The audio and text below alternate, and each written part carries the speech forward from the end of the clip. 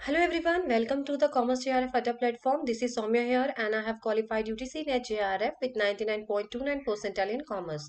चलिए आज का सेशन स्टार्ट करते हैं और ये इंटरनेशनल बिजनेस का लास्ट सेशन है, यानी आपका जो यूनिट 1 था उसका आज लास्ट लेक्चर है। अगले सेशन में मैं इकोनॉमिक्स स्टार्ट करने वाली हूँ, यूनिट 3, ठीक है। तो चलिए, जैसे सेशन स्टार्ट होने से पहले हमेशा आप लोगों से कहती हूँ कि हमेशा सिलेबस को माइंड मैपिंग के थ्रू सॉल्व करिए क्वेश्चंस को। कीवर्ड के थ्रू आपको क्वेश्चंस को सॉल्व करना है, नोट्स आपको माइंड मैपिंग के अकॉर्डिंग बनाना है, ठीक है। हमेशा कीवर्ड्स के थ्रू याद करके कोशिश करिए। अगर आप कीवर्ड्स के थ्रू नहीं पढ़ेंगे तो क्वेश्चन सॉल्व करना बहुत डिफिकल्ट हो जाएगा आपके लिए। एक बार आप कीवर्ड्स के थ्रू पढ़ना शुरू करिए, कीवर्ड्स के थ्रू क्वेश्चन सॉल्व करना शुरू करिए। आई गारंटी यू कि आप लोगों के जो एग्जाम्स में क्लियर होने में कोई प्रॉब्लम नहीं आएगी, क्योंकि देखिए कीवर्ड से जो पढ़ना होता है वो बहुत ही इजी तरीका है। बोरिंग चीजें भी इंटरेस्टिंग हो जाती हैं। और मैं अपने लेक्चर्स में आप लोगों के लिए सिर्फ इंपॉर्टेंट टॉपिक्स लेकर आती हूँ। जितने जितने जो जो इंपॉर्टेंट पॉइंट्स हैं, जो जो भी आपकी कॉमर्स में जो इंपॉर्टेंट है या पीवाईक्यू से रिलेटेड है, उन टॉपिक्स पे मैं लेक्चर लेकर आती हूँ, ताकि पहले आप लोगों को मेन टॉपिक्स कवर करने बहुत जरूरी है। बाद में अगर आपके पास एक्स्ट्रा टाइम बचता है तो आप एक्स्ट्रा चीजों के लिए जा सकते हैं, लेकिन जो पहले इंपॉर्टेंट चीजें हैं उनको सबसे पहले आपको कवर करना पड़ेगा। तो सबसे पहला टॉपिक आज का है एग्रीमेंट ऑन एग्रीकल्चर। इसमें से क्वेश्चन पिछली बार आया था, ठीक है। ये आपका आया था जो रीनेट हुआ था जून के बाद, आपका सितंबर वगैरह में जो एग्जाम था उसमें क्वेश्चन थे उससे रिलेटेड, और कहीं ना कहीं इससे क्वेश्चंस काफी बार आए हुए हैं, ठीक है। तो एग्रीमेंट ऑफ एग्रीकल्चर में आपको सबसे पहली चीज याद रखनी है पिलर्स इसके, ठीक है। आपके सामने एक चार्ट है जहां पर है pillars of the agreement on agriculture. पहला आपका मार्केट एक्सेस है, फिर आपका डोमेस्टिक सपोर्ट है, फिर आपका एक्सपोर्ट कंपटीशन है। इसको आपको एज इट इज लर्न करना पड़ेगा, ठीक है। मार्केट एक्सेस, डोमेस्टिक सपोर्ट और एक्सपोर्ट कंपटीशन। अगर मैं मार्केट एक्सेस की बात करूं तो इसके अंदर आता है टैरिफ रिडक्शन, ठीक है। मार्केट एक्सेस के अंदर tariff Kota's, special safe guards. Domestic support की बात करते हैं तो इसके अंदर आपके सारे बॉक्सेस आते हैं, amber box, blue box, green box, S and D box, ठीक है। और एक्सपोर्ट कंपटीशन की बात करते हैं तो यहाँ पर क्वांटिटी रिडक्शन और वैल्यू रिडक्शन की बात की जाती है। ये इस चार्ट के थ्रू आपको बिल्कुल कवर हो जाना चाहिए कि किस पिलर के अंदर क्या क्या चीजों के बारे में बात हुई है। अगर आपको एक वन लाइनर में क्वेश्चन आता है कि थ्री पिलर्स ऑफ एग्रीमेंट जो है एग्रीमेंट ऑन एग्रीकल्चर कौन सा नहीं है, तो अगर आपको ऑप्शन दे दिया market access, domestic support, export competition, एक और चीज दे दी, तो क्या होगा आपको सॉरी, तो आपको टिक लगाना पड़ेगा कि कौन सा इसमें से नहीं है। तो आपको ये लर्न करना पड़ेगा कि इसमें मार्केट एक्सेस, डोमेस्टिक सपोर्ट और एक्सपोर्ट कंपटीशन है। इसके अंदर क्या चीज आती है ये मैंने इसके अंदर बॉक्स में दिया हुआ है, इसको एज इट इज लर्न कर लीजिए। जो ये आपके 3 तरीके के बॉक्स होते हैं, मेन इंपॉर्टेंट तो आपका एम्बर बॉक्स, ब्लू बॉक्स और ग्रीन बॉक्स है। ये आपके डोमेस्टिक सपोर्ट के अंदर आते हैं। क्वांटिटी रिडक्शन, वैल्यू रिडक्शन आपका एक्सपोर्ट कंपटीशन के अंदर आता है। और टैरिफ रिडक्शन आपका जो टैरिफ से रिलेटेड चीजें हैं वो मार्केट एक्सेस के अंदर आती हैं। अब आपको इनके अंदर क्या याद करना है, तो मार्केट एक्सेस क्या बोलता है, मार्केट एक्सेस में ये बोलता है कि जो नॉन टैरिफ बैरियर होते हैं ना, नॉन टैरिफ जैसे कोटाज होते हैं आपके, वॉलेंट्री वाले जो होते हैं आपके, ठीक है, वॉलेंट्री रेस्टोरेंट आपने पढ़ा होगा, तो नॉन टैरिफ को हम लोग टैरिफ में कन्वर्ट कर देंगे। सिर्फ ये बोला जाता है मार्केट एक्सेस में, और आपको इससे ज्यादा कुछ नहीं पढ़ना है इसके अंदर। इसमें सिर्फ टैरिफ की बात की जाती है। This rule is only tariff only, ठीक है। यानी नॉन टैरिफ को आपको कन्वर्ट करना है टैरिफ में। बात करते हैं डोमेस्टिक सपोर्ट, तो डोमेस्टिक सपोर्ट में हमेशा याद रखिएगा बॉक्सेस के बारे में बात की जाती है। एक्सपोर्ट कंपटीशन के बारे में बात करें तो यहाँ पर जो है वो आपकी एक्सपोर्ट सब्सिडीज के बारे में यहाँ पे बात की जाती है। बस आपको इतना ही पॉइंट याद रखने हैं, ठीक है। अब आपको क्या लर्न करना है इसके अंदर, इसमें जैसे फर्स्ट पिलर मैंने आपको बताया पहला कि हम लोगों को ना टैरिफ जो है नॉन टैरिफ को कन्वर्ट करना है सिंपल टैरिफ में, ठीक है। उसको हम लोग मार्केट एक्सेस के अंदर लेते हैं। इसको आपको ये याद रखना है कि जो डेवलप कंट्रीज थी, जो कंट्रीज डेवलप्ड हैं, उनको इम्पोर्ट टैरिफ को कम करना है बाई 36%। ये आपका इंपॉर्टेंट पॉइंट है यहाँ पे, ठीक है। ये आपसे पूछ सकते हैं कि कितने परसेंट रिड्यूस करना होता है और कितने टाइम ऑफ पीरियड का। तो ये याद रखना है कि जो भी डेवलप्ड कंट्रीज है उनको इम्पोर्ट टैरिफ को रिड्यूस करना है बाई 36%। कितना? 36% ओवर अ 6 ईयर पीरियड, ठीक है। With a minimum 15% tariff reduction for any one product. ये आपको डेटा लर्न करना पड़ेगा। फिर डेवलपिंग कंट्रीज के लिए क्या बोला है, डेवलपिंग कंट्रीज के लिए बोला है कि आप करेंगे टैरिफ को जो रिड्यूस करेंगे टैरिफ 24% करेंगे, और 10 ईयर पीरियड के, ठीक है, 10 साल का टाइम यहाँ पे रहेगा, और 10% मिनिमम टैरिफ रिडक्शन आपका किसी एक प्रोडक्ट पे होगा। देखिए इसमें कुछ समझाने वाली चीज नहीं है, इसको सिर्फ आपको डेटा को याद रखना है, क्योंकि इससे क्वेश्चन आ सकता है कि कितना परसेंट है, या फिर आपको परसेंटेज वाली लाइन दे देंगे और आपसे पूछ लिया जाएगा कि ये कौन से पिलर के अंदर है। इसका data as it is learn कर लीजिएगा। अब आते हैं आपकी नेक्स्ट पिलर की बात, जिसके अंदर यहाँ पर आपका एक्सपोर्ट कंपटीशन के बारे में दिया हुआ है। इसमें भी वही चीज बोली है कि जो डेवलप्ड कंट्रीज होती हैं उनका जो वैल्यू है, क्योंकि इसमें हम लोग क्वांटिटी रिडक्शन करते हैं और वैल्यू रिडक्शन करते हैं, ठीक है। इसके अंदर जो वैल्यू और वॉल्यूम जो आपका एक्सपोर्ट सब्सिडीज का है उसको हमको कम करना है 36% एंड 24%।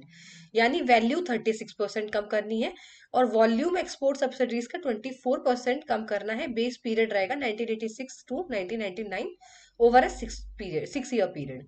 और वही डेवलपिंग कंट्रीज के लिए 24% वैल्यू और 10% वॉल्यूम ऑफ एक्सपोर्ट सब्सिडीज को कम करना होगा। बेस पीरियड सेम रहेगा ओवर अ 10 ईयर पीरियड। ये डेटा एज इट इज अपने दिमाग में बैठा लीजिए। अब आता है आपका थर्ड पिलर यहाँ पर, जिसके अंदर आपकी डोमेस्टिक चीजें आती हैं, जिसके अंदर बॉक्सेस के बारे में बात की जाती है। डब्ल्यूटीओ ने क्लासिफाई किया है डोमेस्टिक सब्सिडीज को 3 कैटेगरी में, amber, blue and green box, ठीक है। अब यहाँ पे जो ये डेटा लिखा हुआ है ये सिर्फ एम्बर बॉक्स के बारे में है, ये याद रखिएगा, ठीक है। ये जो डेटा मैंने आपको यहाँ पे दिखाया है ये सिर्फ एम्बर बॉक्स के लिए है, बाकी ब्लू बॉक्स और ग्रीन बॉक्स का यहाँ पे कोई भी लेना देना नहीं है। अगर मैं बात करूं डेवलप्ड कंट्रीज के लिए तो 20% रिडक्शन बोला गया है टोटल एम्बर बॉक्स के अंदर। यहाँ पर 6 पीरियड टाइम दिया गया है, 6 ईयर्स का। 1995 from a base period 1986 to 1988, data याद करना है इसमें। और डेवलपिंग कंट्रीज के लिए 30% रिडक्शन रहेगा टोटल एएमएस में ओवर 10 ईयर, ठीक है। सिर्फ आपको इतना याद रखना है और इसमें कुछ याद करने के लिए नहीं है। अब आते हैं आपका मेन पॉइंट जो है बॉक्सेस। इससे क्वेश्चन किस तरीके से आया था पिछली बार, मैं वो भी आपको बता देती हूँ। देखिए मैं सारी इंपॉर्टेंट चीजें यहाँ पर आप लोगों के लिए लेकर आती हूँ, क्योंकि मेरा मेन यही है कि मैं फालतू की चीजें नहीं पढ़ाऊँ यहाँ पर। जो आपका एग्जाम है उसके पॉइंट ऑफ व्यू से ही आपको पढ़ना चाहिए। ऐसे तो फिर सिलेबस कॉमर्स का मैं हमेशा से कहती हूँ इतना ज्यादा होता है कि आप लोग कभी कवर ही नहीं कर पाओगे।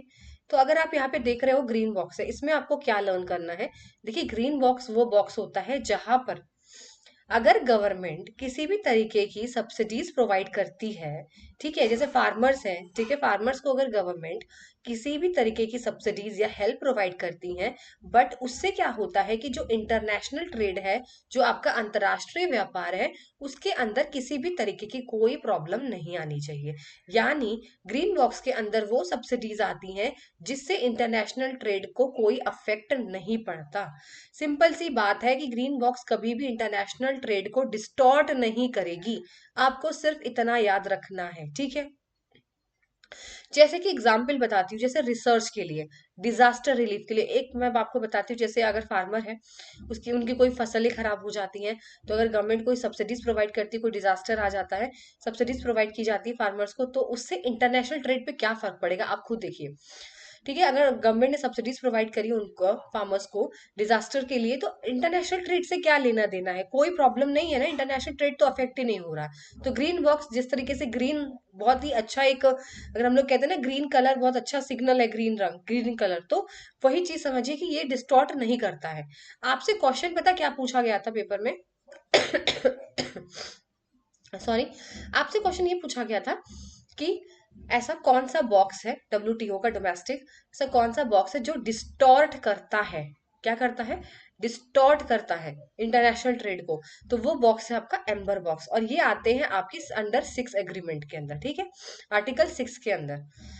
अब एम्बर बॉक्स क्या बोलता है कि एम्बर बॉक्स के अंदर वो सब्सिडीज होती हैं जिससे इंटरनेशनल ट्रेड जो है वो अफेक्ट होता है। किस तरीके से मैम अफेक्ट होता है? देखिए इस तरीके से अफेक्ट होता है, इससे डिस्टॉर्ट होता है इंटरनेशनल ट्रेड और प्रोडक्शन। किस तरीके से? एक एग्जांपल देखिए, अमेरिका है या चाइना है, कोई भी कंट्री ले लीजिए, ठीक है। अगर गवर्नमेंट उनको रॉ मटेरियल दे रही है, बहुत सारा रॉ मटेरियल दे रही है उनको, ठीक है। अब उनको रॉ मटेरियल मिल रहा है तो वो कितना सस्ता प्रोवाइड करेंगे, ठीक है, मतलब सस्ता प्रोडक्शन होगा, तो वो क्या करते हैं, डंपिंग स्टार्ट कर देते हैं। यानी वो दूसरी कंट्री में जाकर क्या करते हैं, वो उस सामान को बेचते हैं और वहां से पैसा कमाते हैं। तो जो दूसरी कंट्री में बेचोगे आप जाकर, तो दूसरी कंट्री के जो लोकल प्रोड्यूसर्स होते हैं उनको नुकसान होता है। इसे कहते हैं डंपिंग, ठीक है। तो ये नुकसान है, इससे इन लोगों को नुकसान हो रहा है, यानी आपका कहीं ना कहीं इंटरनेशनल ट्रेड आपका डिस्टॉर्शन हो रहा है। तो यही आपका एम्बर बॉक्स कहता है। अगर मैं ब्लू बॉक्स की बात करती हूँ, तो ब्लू बॉक्स में क्या बोलते हैं, इसमें ना किसी तरीके की, इस तरीके की सब्सिडीज प्रोवाइड करती है कि आप ना प्रोडक्शन मत करो। जैसे फार्मर को बोला जाए कि आप इतना, आप इस चीज की खेती मत करिए, हम आपको इसके बदले कुछ पैसे दे देंगे या कुछ सब्सिडीज प्रोवाइड कर देंगे। इनका सिर्फ इतना काम होता है ब्लू बॉक्स को, ब्लू बॉक्स के अंदर, कि वो क्या करते हैं, प्रोडक्शन को कम कर देते हैं, ठीक है। ऐसा कोई भी सपोर्ट, ऐसा कोई भी सब्सिडीज प्रोवाइड करना जिससे आप फार्मर्स को बोलें कि आप प्रोडक्शन ना करें, या करें तो फिर बिल्कुल मिनिमम करें, कम पे करें, ठीक है। उस सपोर्ट को बोलते हैं ब्लू बॉक्स। आपको सिर्फ इतना याद रखना है, ग्रीन बॉक्स कभी भी इंटरनेशनल ट्रेड को डिस्टॉर्ट नहीं करेगा। एम्बर बॉक्स ही होता है जो आपके इंटरनेशनल ट्रेड को डिस्टॉर्ट करता है। ब्लू बॉक्स में हमेशा प्रोडक्शन को कम करने या ना करने की सब्सिडीज दी जाती हैं। सिंपल से भाषा में मैंने आपको यहाँ पे समझा दिया है, आपको सिर्फ इसमें इतना ही याद रखना है, ठीक है। अब क्या होता है special and differential treatment box, ये जो बॉक्सेस होते हैं ना, वो सिर्फ डेवलपिंग और लो इनकम कंट्रीज को दिए जाते हैं, इतना याद रखिएगा, ठीक है। ये जो आपको यहाँ पे दिया जा रहा है सब्सिडीज, ये जो है वो बहुत ही जो पुअर कंट्रीज होती हैं उनको दिया जाता है यहाँ पर। जैसे इन्वेस्टमेंट सब्सिडीज, जैसे tractor, pump sets, agriculture inputs देना, फर्टिलाइजर देना फार्मर्स को, ये होता है special and differential treatment box. इसमें सिर्फ आपको इतना ही याद रखना है। अब आते हैं, आपको आपने पढ़ा होगा एसपीएस से भी क्वेश्चन बहुत बार आता है, सैनिटरी एंड फाइटो सैनिटरी से रिलेटेड। तो आपको बस इतना याद रखना है कि इसका काम क्या क्या है। तो सैनिटरी एंड जो आपकी फाइटो सैनिटरी एग्रीमेंट है, ये जो है मेजर करते हैं जिससे ह्यूमन, एनिमल और प्लांट को बचाया जा सके फ्रॉम रिस्क अराइजिंग, ठीक है। ये एनिमल के लिए, ह्यूमन के लिए और प्लांट लाइफ के लिए, ठीक है। जैसे किस तरीके से आप, जैसे कोई भी रिस्क होता है, जैसे कहीं भी पेस्ट है, डिजीज है, ठीक है, टॉक्सिन्स है, खाने में कंटामिनेशन है, पॉइजन है, मतलब इस तरीके के रिस्क से बचाने के लिए सैनिटरी और फाइटो सैनिटरी बनाया गया है, ठीक है।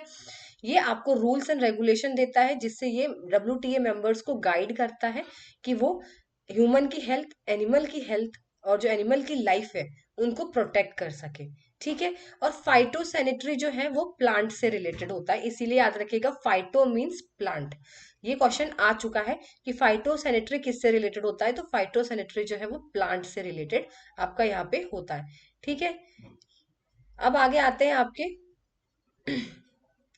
एसपीएस एग्रीमेंट हेल्प किस लिए करता है। जैसे मैंने आपको बोला, सेफ फूड टू ईट हमारे हेल्थ के लिए बहुत ज्यादा इंपॉर्टेंट है, ह्यूमंस के लिए, कि हमें जो खाना मिले वो फ्री ऑफ कंटामिनेशन मिले, ठीक है, उसमें किसी भी तरीके का कोई भी हार्मफुल चीजें ना हो। To provide greater choice of safe foods for the consumer on the market, यही चीज बोली गई है, इसमें कुछ ज्यादा पढ़ने का नहीं है। अब बहुत इंपॉर्टेंट है ये चीज, देखिए गेट्स के बारे में, इसको एज इट इज लर्न करना है। इसकी डेट आपको याद रखनी है, गेट्स की डेट याद रखनी, पूरी याद रखिएगा, ईयर वाइज भी और डेट और मंथ से भी, हमेशा डेट और मंथ भी याद रखा करिए, ठीक है। अब क्वेश्चन ऐसे आने लग गए। तो ये है आपकी general agreement on trades and service, is a treaty of world trade organisation, जो आपकी 1995 में आई थी। उर्गई राउंड नेगोशिएशन, जो आपका उर्गई राउंड का नेगोशिएशन होता है, उसमें ये फॉर्म हुआ था, ठीक है। अब बात करते हैं, जितने भी डब्ल्यूटीओ के मेंबर्स हैं वो सारे गेट्स के सिग्नेटरीज हैं, ये आपको याद रखना है। अब बेसिक जो है डब्ल्यूटीओ प्रिंसिपल का है, क्या बेसिक है, मोस्ट फेवर्ड नेशन, वो गेट्स पे भी अप्लाई होता है, ठीक है। हिस्ट्री देख लीजिए, डब्ल्यूटीओ सक्सेसर है गेट का इन 1949, ये आपको डेट्स याद रखनी है। डब्ल्यूटीओ ऑर्गेनाइजेशन है जहां पर एक members have agreed to a set of agreements. GATS है वो मेन डब्ल्यूटीओ का एग्रीमेंट है, 1947 में था ये, ठीक है। 1995 में फिर डब्ल्यूटीओ आया है, जो कि trade in goods, agriculture, service और इंटेलेक्चुअल प्रॉपर्टी में ट्रेड करते हैं। अब आपके लिए ये बहुत इंपॉर्टेंट चार्ट है, इससे 5 स्टार टॉपिक है, लगा लीजिए, 5 स्टार टॉपिक है ये, पहले ही बता रही हूँ आप लोगों को, इससे क्वेश्चन आ चुके हैं मैच द कॉलम में। अब ये 5 स्टार कैसे है, देखिए, आपको लर्न कैसे करना है। पहले तो पता आपको किस तरीके से क्वेश्चन एग्जाम में आया था, पहले मैं वो आपको बता देती हूँ। पहले आया था, ये मोड दे दिया था यहाँ पर, फिर यहाँ पे मोड नंबर 1, मोड नंबर 2, चलो मैं यहाँ लिख देती हूँ, mode number 1, mode number two, mode number 3 और मोड नंबर 4, मतलब ऐसे करके मोड दे दिए थे। ठीक है, ये मोड दे दिए थे। और फिर मैच द कॉलम में आपका पहला से क्रॉस बॉर्डर ट्रेड था, कंजप्शन अब्रॉड था, कमर्शियल प्रेजेंस था। ठीक है, तो ऐसे करके आपको मैच द कॉलम में क्वेश्चन आया था कि मोड 1 में कौन सा है, मोड 2 में कौन सा है, मोड 3 में कौन सा है, मोड 4 में कौन सा है। तो याद रखिए मोड 1 में होता है क्रॉस बॉर्डर, इसको same as it is learn कर लीजिए। मोड 2 में कंजप्शन अब्रॉड, मोड 3 में कमर्शियल प्रेजेंस, और मोड 4 में movement of natural person, as it is learn करना है। अब मैं आपको अंदर का समझा देती हूँ क्योंकि अब अंदर का भी आने लगा है। आपको ये दे दिया जाएगा cross border trade, consumption, commercial, और फिर आपको इनकी डेफिनेशंस दे दी जाएंगी आपको मैच द कॉलम करने के लिए। मोस्ट इंपॉर्टेंट मोड्स हैं ये गेट्स के। ठीक है, ये गेट्स के मोड हैं। अब देखिए, सबसे पहला है क्रॉस बॉर्डर ट्रेड। इसमें क्या होता है, जैसे मैं आपको बताती हूँ, इंडिया ले लीजिए और अमेरिका ले लीजिए। ठीक है, जैसे कोई कंट्री है इंडिया, वो एक्सपोर्ट कर रही है सर्विस थ्रू टेली कम्युनिकेशन। इसका कीवर्ड है टेली कम्युनिकेशन एंड पोस्टल। देखिए, मैं आपको कीवर्ड के थ्रू ही हमेशा पढ़ाती हूँ, बेफालतू की चीजें नहीं पढ़नी है।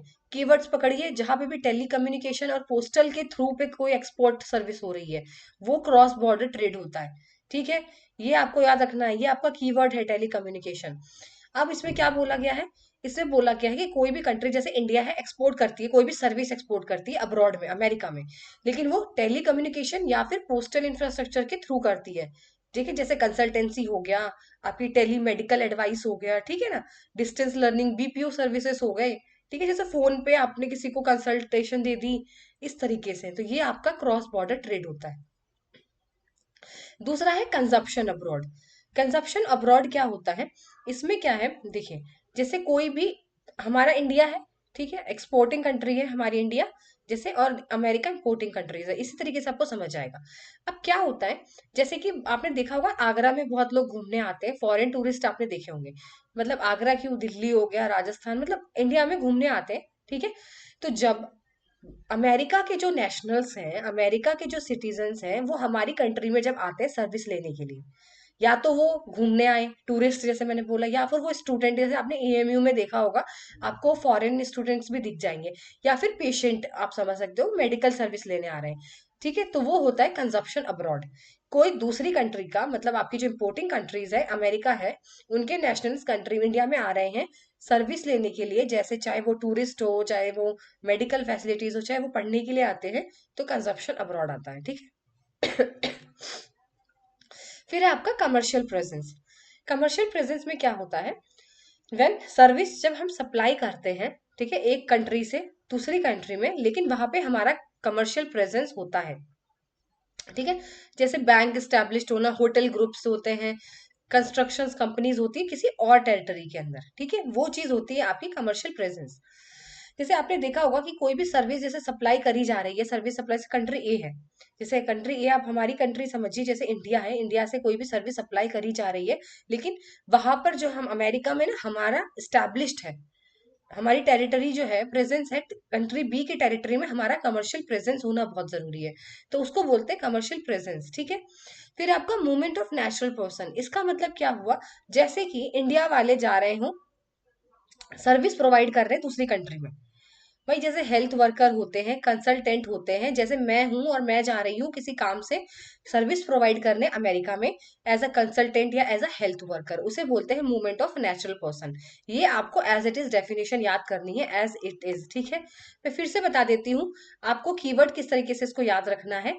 कीवर्ड आपको इस तरीके से याद रखना है, पहला होगा आपका mode 1, cross border trade. Ma'am इसमें क्या होता है, कि इसमें ये होता है कि जब कोई भी एक कंट्री है, वो दूसरी कंट्री के अंदर एक्सपोर्ट करती है, लेकिन वो टेली कम्युनिकेशन या पोस्टल के थ्रू करती है, तो क्रॉस बॉर्डर ट्रेड हो गया। मोड 2 है कंजप्शन अब्रॉड। कंजप्शन अब्रॉड जब होता है, जब दूसरी कंट्री के जो नेशनल्स होते हैं, लोग होते हैं, वो हमारी कंट्री या किसी और कंट्री में जाते हैं सर्विस लेने के लिए, चाहे टूरिस्ट, चाहे मेडिकल, चाहे पेशेंट, कुछ भी बनकर जाते हैं, तो वो कंजप्शन अब्रॉड है। फिर है मोड 3 कमर्शियल प्रेजेंस। इसके अंदर ये होता है कि जब भी कोई सर्विस प्रोवाइड करी जा रही है एक कंट्री से दूसरी कंट्री में, लेकिन वहां पर हमारा कमर्शियल प्रेजेंस दूसरी कंट्री में होना जरूरी है, वो हो गया कमर्शियल प्रेजेंस। लास्ट है आपका mode 4 movement of national person. इसका मतलब ये है कि अगर कोई एक कंट्री का आदमी, इंसान, नेशनल सिटीजन, वो जा रहा है दूसरी कंट्री में सर्विस को प्रोवाइड करने एज अ इंडिपेंडेंट सप्लायर, जैसे कंसल्टेंट या हेल्थ वर्कर, तो वो हो गया मूवमेंट ऑफ नेचुरल पर्सन। ये थे आज के आपके सॉरी, मेरी तबीयत अभी काफी ठीक नहीं चल रही है, तो इसलिए I'm रियली सॉरी अगर आपको डिस्टरबेंस हो रही है तो।